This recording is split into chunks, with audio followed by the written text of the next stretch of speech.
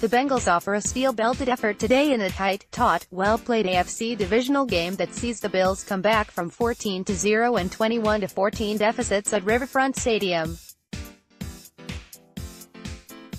But the Bengals stave off a late threat to win their first postseason game ever. Running back Charles Alexander races for a career-high 72 yards and 2 touchdowns. Record-setting tight end Dan Ross makes a catch in all 4 scoring drives as well as a third-down conversion on the clinching drive to lead the lethal passing attack with 6 catches for 71 yards. The defense picks off quarterback Joe Ferguson twice in a 28-21 victory.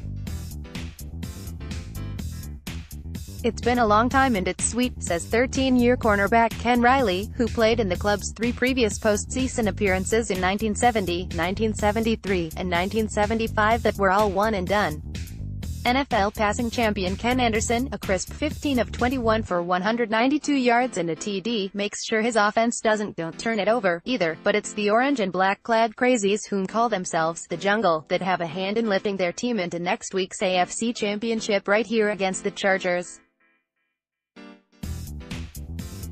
The Bengals defeated the Buffalo Bills 28-21 on January 3, 1982 to win their first postseason game ever. Cincinnati Bengals running back Charles Alexander, 40, pushes ahead to score on a 20-yard gain against the Buffalo Bills, Sunday, Jan. 4, 1982 Cincinnati.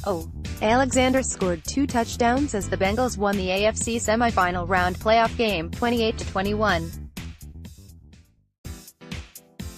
Bills defender Steve Freeman, 22, moves in to help a teammate. AP photo, Cincinnati Bengals quarterback Ken Anderson listens to a reporter's question with his 6-year-old son, Matt, in the Bengals locker room after AFC playoff win over the Buffalo Bills in Cincinnati on Jan.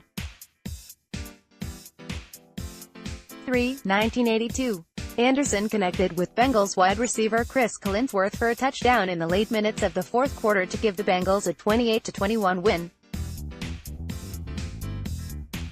AP photo, Cincinnati Bengals wide receiver Chris Collinsworth, right, leaps to slap hands with teammate Pat McAnally after scoring a touchdown in a pass from Bengals quarterback Ken Anderson to give the Bengals the lead over the Buffalo Bills in the closing minutes of AFC playoff game, Sunday, Jan. 3, 1982 Cincinnati.